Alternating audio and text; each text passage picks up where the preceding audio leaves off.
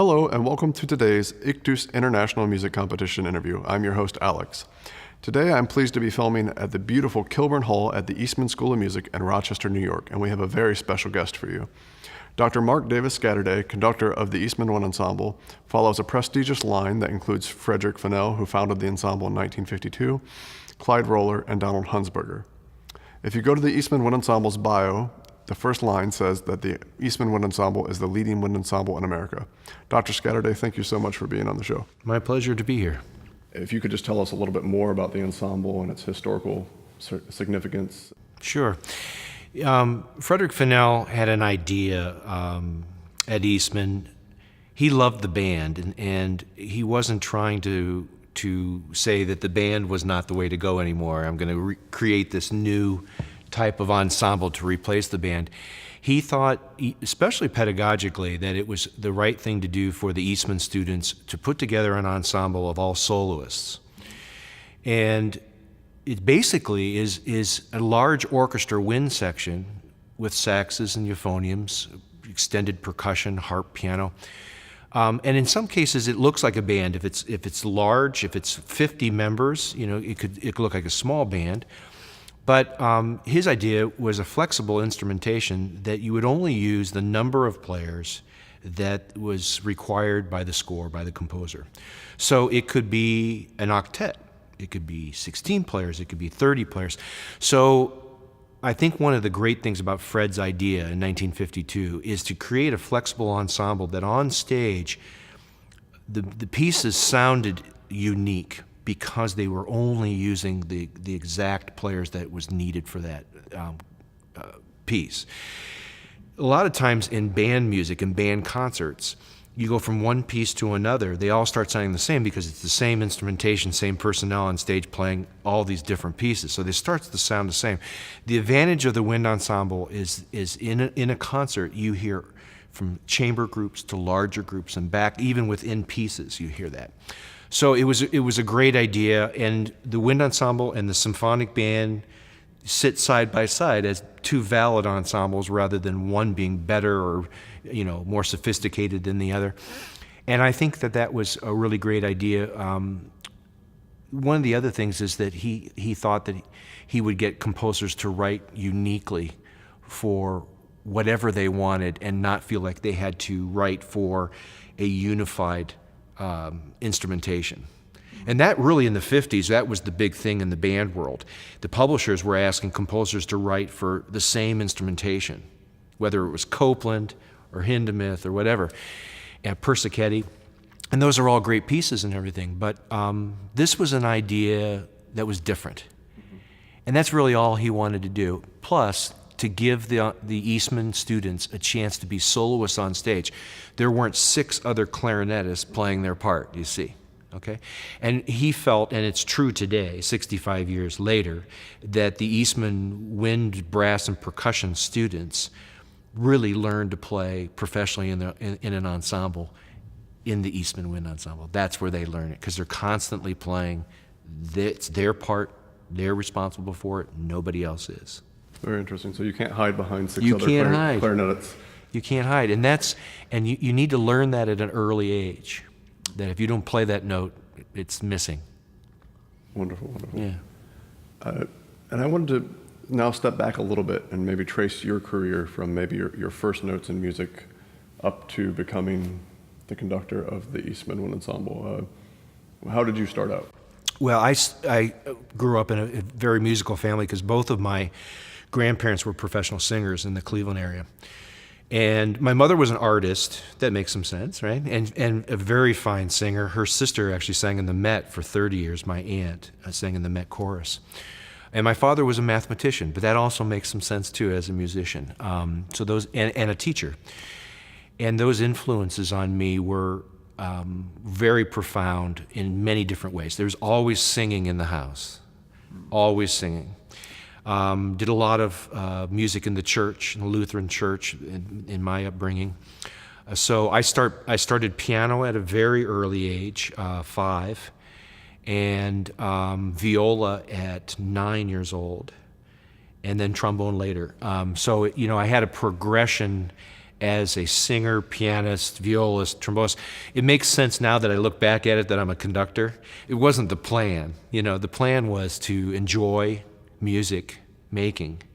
And I loved playing with other people. I think that was the one thing I loved about singing and playing an instrument. Piano was more of a kind of a singular kind of thing for me. I enjoy it, and I still play piano quite a bit, but I enjoyed playing in an ensemble with other people. And now, of course, I enjoy conducting and teaching students in an ensemble. I like being in a room with people. So. Yeah. And maybe what moment, when you were a trombonist, what moment did you say, okay, I'm going to pursue conducting? Well, throughout my undergraduate and graduate studies, I was always told by a lot of people, because I was taking conducting classes. In fact, when I was at Michigan for undergrad, everybody thought I was a conducting major, even though I was a trombone major, because I was in all the conducting classes, and I was the only non-conducting major in these classes because I was very interested in it. I thought it gave me a perspective as a player to know more about conducting. And that was really my only reason of being in those classes, is if I'm going to play in an orchestra, which is what I wanted to do, it would give me an advantage to know what the conductor's thinking. And for that relationship between me and the conductor is so important in many different ways. But I had been told throughout that, you really should do some conducting, and you look like that's kind of something that you could do very well. And so I went through 19 orchestral auditions. I only won a couple of very small orchestral jobs, and I started getting frustrated with, being behind the screen and taking auditions and then kind of keeping my fingers crossed. I mean, I'd play really well and I wouldn't even make it through the prelims. I'd play okay, I'd make it to the finals. It just seemed like it was, just luck.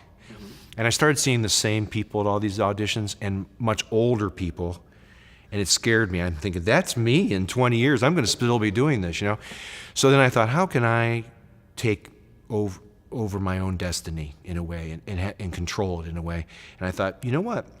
They can't audition conductors behind a screen. You see? And I think I felt like what I had to offer was more of a physical element and a personality that you can't get behind a screen. And so I started taking it more seriously. Of course, I started teaching high school right after I was at Michigan, and I had to conduct. And I had some skills and everything. It was great, and I started really liking it a lot. And it started developing to the point where I wanted to study conducting seriously, and that's when I applied here at the Eastman School in 1987 and got into the program and studied with Don Huntzberger, who changed my life. And, it just went so quickly for me because I was only 27 at the time. And I would have never thought I was going to play in the Cleveland Orchestra, because I studied with a Cleveland Orchestra member and a Emory Remington student. So I'm a second generation Remington student, Remington, who taught here for years and taught Donald Huntzberger. So we just had so many things in common, Don and I, and we clicked, and it was a wonderful time here when I studied here. And then I went on to Cornell. I taught at Cornell for 13 years, and I loved that. Completely different scene, of course. I had no music majors in the ensemble. They were all pre-law, engineers, pre-med, but very, very talented, smart students.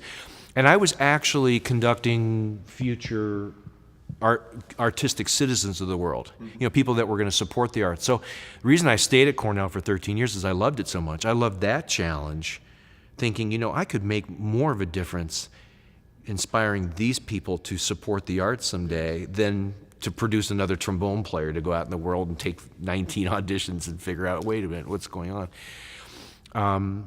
And then, the phone rang for me to audition here in 2002, and it turned out to be a really great thing. And I've been here for 15 years. Wow. Yeah. Wow, amazing. I really like what you were saying there about the future generations of artistic donors or supporters. It's so important. I mean, we can produce great ensembles, and if nobody shows up in these seats, it's kind of a drag. Yeah. We enjoy playing for each other and everything, but who doesn't like an audience and applause? Yeah, so true. That's partially why I founded this competition, is because I want more people to see what bands do and what ensembles do across the world. Yeah, it's important. I noticed another interesting point. You were talking about being behind the screen as the trombonist, and I myself, I'm a trumpet player, so I've been through the same thing many times and only won a few small things. Yeah. And now that you're on the other side and you're auditioning people for the Eastman Wind Ensemble, what is it that you're listening for? Well, it's an interesting question because of that experience, you know, I only audition students if we're doing a recording or a tour. At Eastman, we have a rotation system, so every 3 weeks I get a new ensemble. You see, I do 16 concerts with the two wind ensembles, and every 3 weeks I get them for 3 weeks, we give a concert, and then those students go to the orchestra or opera or new music, and then they may come back to me like the third cycle, and then maybe the fifth cycle. And so we do this 8 times a year with 2 ensembles, so 16 times. And the faculty assign the players. I give them what I need. And that's what's great about the Eastman Wind Ensemble. I have to be very specific for each piece. I only need 2 flutes for this piece. But this other piece, I need 2 flutes and a piccolo. You see, and they assign specifically for those parts. They even rotate their kids in sections. You know, people might play first, second, and third in one concert. But in 3 weeks, they're gone and they're doing something else, and then they come back to me. So it's tough on conductors, but it's great for the players because they get to do everything. They're not stuck in one ensemble for a semester or a year, which, you know, I think it's a really good thing. But when I audition the Eastman Wind Ensemble for a recording or for a tour, I don't do it behind a screen. Okay. And I've explained to the faculty here that I want the students to bring in all their baggage. I want to know, and some of the students are new, like if it's a new master student that I don't know, okay, you know. And I try to be very objective, but also very, very fair, that if they play very, very well, they've got a great chance to be in the ensemble. But if they're not a good citizen, they don't have a good chance. They don't have a very good chance. Now, they can always change that. You know, but, you know, they have a great attitude. Because when I'm on tour, I want an ensemble I'm not going to worry about. I mean, these are still young adults, and it's a big responsibility to take 50 players to Japan. Yes.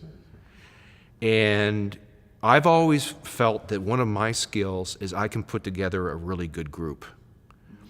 But if you base it just on the talent, you're taking some chances. What you want to do is you want to put a group together that loves playing together. You know that the personalities work in the sections, and you know they're just going to gel. And for 3 weeks on tour, they're just going to have a ball. Mm-hmm. I mean, I think that's one of the problems in the professional world is, you know, you're behind a screen, you win the job, and there's so many different personalities. Some of them don't work. Even 2 people sitting next to each other that don't talk for 20 years. Oh, we've all heard these stories, right? I tried, you know, because I don't have to do it behind a screen, and they take so many auditions behind a screen anyways. Mm-hmm. I want them just to come in and play for me and not fear that I've got anything against them. And in fact, most of the things I would only say that I'm bringing in all the good things that they've showed me in rehearsals and stuff leading up to that. That's really, I'm not judging all, you know, that somebody's a problem. Okay, well, I can always figure that out. It's like Bob Reynolds once said when we were doing a panel with Arnold Gabriel. Tim Lotzenheiser asked a question saying, would you rather have a good player with a great attitude or a great player with a bad attitude? And of course, I thought it was a pretty simple question. I want the good attitude and the good player, the great attitude and the good player, right? Bob Reynolds says, give me the great player and the bad attitude, and I'll change the attitude. I mean, it's perfect answer, and he could do that. And I find that especially with young people, that can happen. Mm-hmm. And I'll find out. A student will say, why didn't I make it on tour or recording? And I'll let them know. I say, you're a great player. I just didn't think it was a good match for the people around you for that particular situation. And here's how to change that. Here's how to fix that. I think students need to be told that. They need to have that kind of honesty. And it's not just about playing great notes. Mm-hmm. It's about the love that you show when you play and for the people around you. It's huge.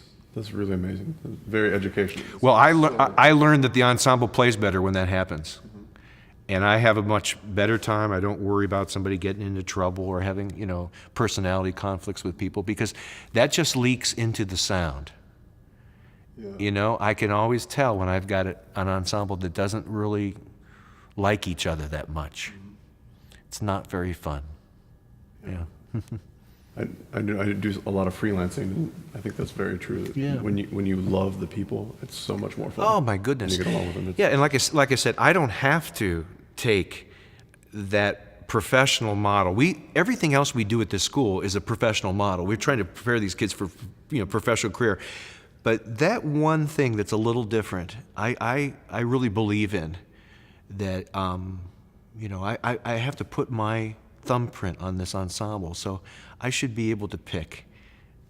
And everything about that person goes into it, not just what they play behind a screen. Everything. That's amazing. It works, yeah. And the faculty have been really great here with letting me do that. A lot of the stuff is behind the screen here for like orchestra auditions and concertos and stuff like that, right? And, life's too short to always just play that game.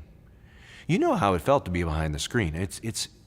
You have to experience it, and you have to know how to do it. And I coach a lot of students that come in and play mock auditions for me, and I tell them, this is what it feels like to be behind that screen. This is how you deal with it. Okay, so they're still learning about that. But, and I would do that locally. That would be fine. But, we took a group to Europe last year and played in Salzburg and Vienna and Prague and Würzburg. And I put an ensemble together that I knew would just love each other. And they were great players. Now, I might have been able to, one of those players, I could have maybe found somebody better for second bassoon or something like that, But I knew those two bassoon players needed to play together, that I picked, and that they sounded great together rather than kind of fighting each other, competing with each other. Yeah. That's wonderful. Really wonderful. And I think that plays into, you were talking a little bit earlier about when you came to study with Don Huntzberger, how you got along so well. Yeah. Well, he's still the most amazing mentor and friend for me. He's 84 years old, and he's doing very well.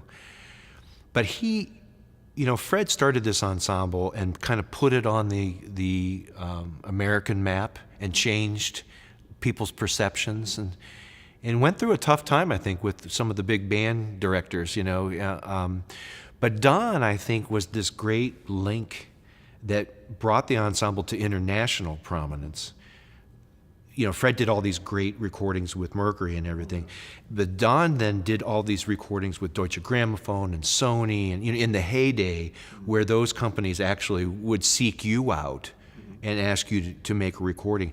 And he had these great recordings with Wynton Marsalis, and I think Don, especially having conducted here for 37 years. Fred conducted only for 10 years here, and he was a huge impact, obviously, and Don played in his ensemble. But Don, I think, when we look back 65 years, I think Don is the guy that really made that next huge big leap of importance for what we do. Because it could have just stayed kind of as this kind of unique, quirky kind of ensemble that I think it still was in 62.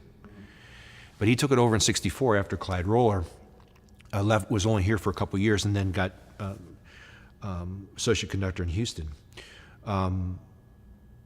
I credit Don, well, I'm biased, he was my teacher, right?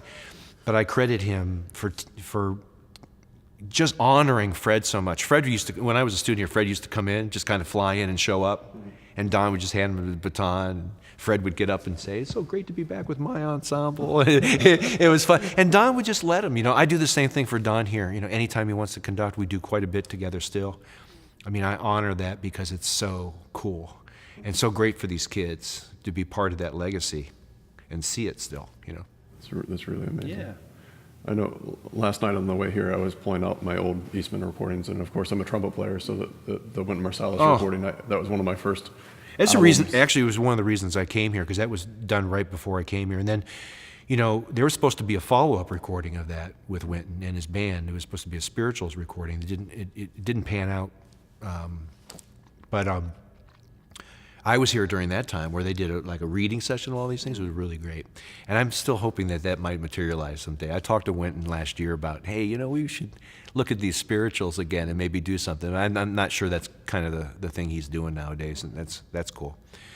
But that was phenomenal. And all the tours he did to Japan, I went on one of them in '92 as assistant conductor and trombonist. And then I've taken the ensemble there, and I guest conduct there every year.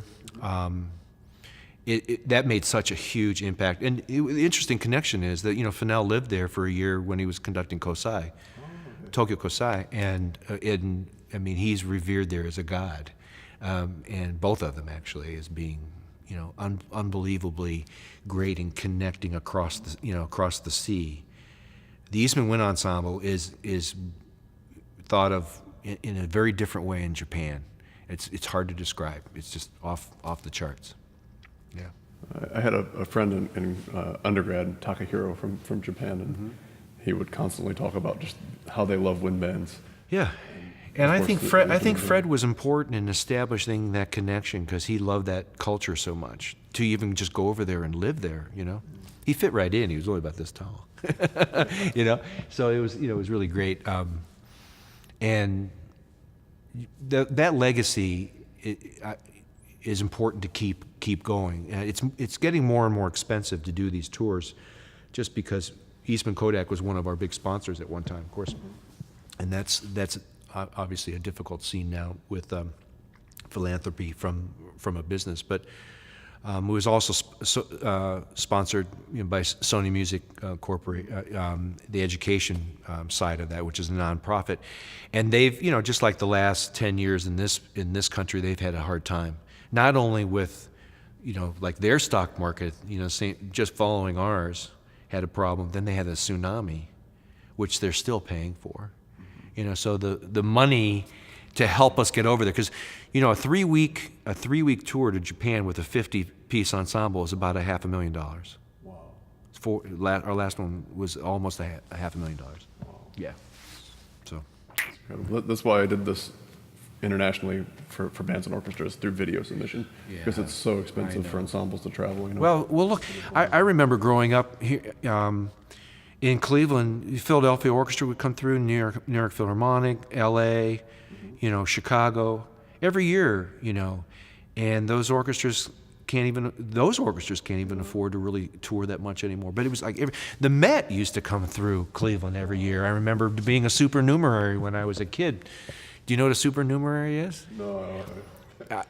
They would, since my aunt sang in the chorus, the chorus people could get people from their family to be in crowd scenes on stage. Oh, okay. So I was in Aida and Tosca as a little kid, and I'll never forget, because I did a lot of singing back then. When I first did this, they dressed me up and they take me on stage. I must have been like 10 years old, and I asked my aunt, I said, "Do I get to sing?" She goes, "Oh, no, no singing." But can you imagine? And that experience made me really love the stage and be with people. And the other experience that a lot of people don't know is I sang in the Cleveland Orchestra chorus. Oh, wow. And one of the neat things about doing that is, it was when Robert Page was conducting, I got to see such great conductors come through and do Carmina Burana and Beethoven 9, Brahms' Alto Rhapsody with Jesse Norman, Wow. And I was 16 years old. I was the youngest person in the Cleveland Orchestra chorus. But the one reason I did that is I wanted to start taking lessons from Ed Anderson in the Cleveland Orchestra, and I knew that I could meet him like at breaks and rehearsals and things, and we would talk, and I finally kind of broke him down, and he finally said, "Okay, I'll teach you." He wasn't taking any younger students like that, so it's kind of neat. That's amazing. It's funny that you say this about singing, because one of our other judges was telling us that when he was younger, before he became a conductor, that one of the first things he did was he sang in the Vienna Philharmonic chorus, and he said that's where he developed, some of his love for music. And that's Yeah, I tell people, especially conductors that come and study with me, singing is everything. You know, I don't conduct a chorus or sing in a choir anymore, but singing is everything. It really is. I mean, you have your instrument with you 24/7. It develops your ear in a really great way. Viola and trombone also developed my ear in a great way. And what I always say is, as a trumpet player, you had to deal a lot with the problems with this, the intonation problems with this. As a trombone player, as a violist, as a singer, I never had to deal with intonation problems. If it's sharp, I just pull it out, lengthen, lower it. You see? And I always think I would have never wanted to play a keyed or piston instrument and have to always be adjusting something that doesn't make any sense to me, or or like my students sometimes they'll say, well, that's always sharp on my horn. I say, well, it's flat here, you know, that kind of thing. So those three things growing up, though, developed my ear in a special way, I believe. That, you know, if you hear something a certain way, you don't have something in your way to produce it that's in your way, like a clarinet that has such a weird overtone series and playing through the throat. I would hate that. Just having to always deal with intonation and sound problems through various parts of your horn. I'm very, I think, empathetic to that, to the players. But I go back, and when I ever have a problem with a player, they're not quite hearing something, sing it. Now play it. Sing it first. If you can't sing, you can't play it. amazing. Yeah. Like the Jacobs. Yeah. Well, Remington too. You know, the last person that ever heard Remington play his trombone was Huntzberger. Oh wow. We had a reunion here of all the people that are still living that studied with Remington, and Don was the only person that had ever heard him play, because for maybe 30 years of teaching after he retired from the RPO, he just sang in lessons, never played. Wow. Yeah. Worked.